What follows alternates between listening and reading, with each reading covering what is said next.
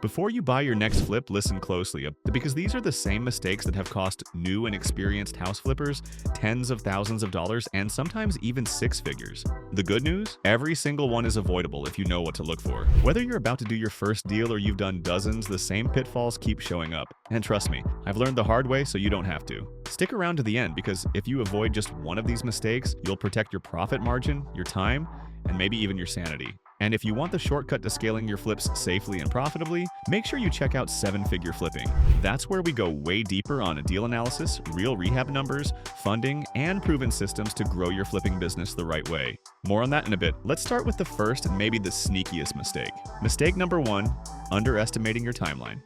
This is the rookie optimism trap. You see a rundown house, you do a quick napkin math, and you tell yourself, easy, I'll knock this out in 3 months. I hate to break it to you, but most flips are not done in 3 months, not if you want to make real money. Rehabs go over schedule. That's just reality. Materials get delayed. Permits hit unexpected snags. Subcontractors ghost you or your main guy gets stuck on another job. Then once the work is done, you're still not in the clear. You've got to list the property, find a buyer, hope their financing goes through, and survive the inspection process without a major surprise. And don't forget, every extra week costs you money. Taxes, utilities, insurance, and especially the interest if you're using hard money. Most full renovation flips expect 5 to 6 months, not 3. Build in that buffer every time. If it closes faster, that's a win. But if you're counting on perfection, you're asking for trouble. Mistake number 2. Underestimating your rehab costs. This is the classic rookie error. You walk a house and think, I can do this kitchen for 10 grand. Newsflash. The minute you open up those walls, you find electrical problems, plumbing leaks, code violations, and suddenly your $10,000 kitchen is a $25,000 problem. One reason people under budget is because they think they'll do everything themselves. That's fine for your first DIY project, but if you want to scale your flipping business, you cannot be the contractor, painter, plumber, and electrician all in one. There's no scalability in that. You have to run your numbers like a real business. Get quotes from legit contractors. Know your cost per square foot for different finishes. Leave a contingency for surprises and because they are coming. Mistake number 3, over-renovating your flip. This one stings because it comes from a good place. You want the house to look beautiful. You say to yourself, well, I'd never live with these old countertops, or I hate that popcorn ceiling. But here's the thing, buyers care about comps, not your taste.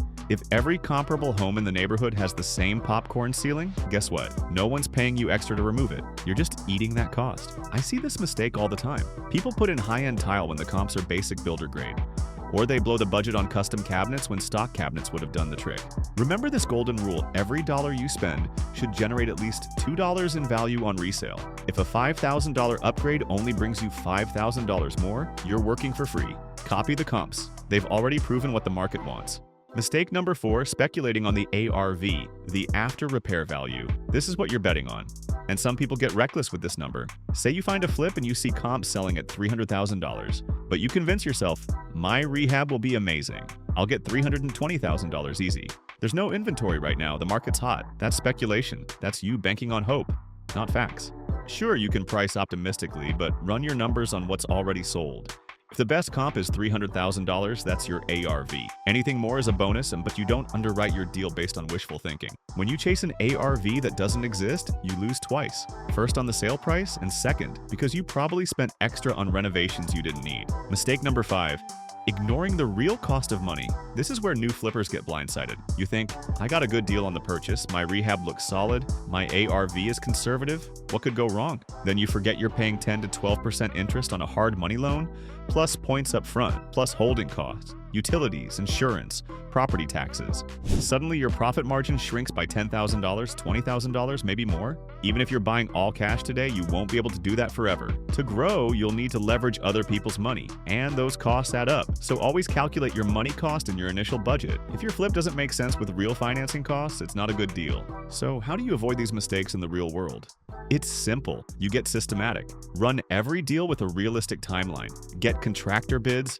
Analyze your numbers using actual sold comps. Cut emotional spending on fancy finishes that won't boost your resale price. And know exactly how much your money costs you every single month. If you do all of that, you're way ahead of 90% of new flippers out there. And here's one last bonus tip. If you ever find yourself trying to force a deal to work, adjusting your ARV to make the numbers pencil, telling yourself you'll cut corners on the rehab to save money, or pretending you won't have any holding costs, that's a sign the deal isn't right. Trust the data. If the numbers don't work when you're conservative, walk away. There will always be another deal. Here's the truth. Flipping houses can change your life. It can build real wealth, but only if you treat it like a real business. You need real systems, real cost estimates, and real discipline. And if you're serious about doing that the right way, that's what seven-figure flipping is all about.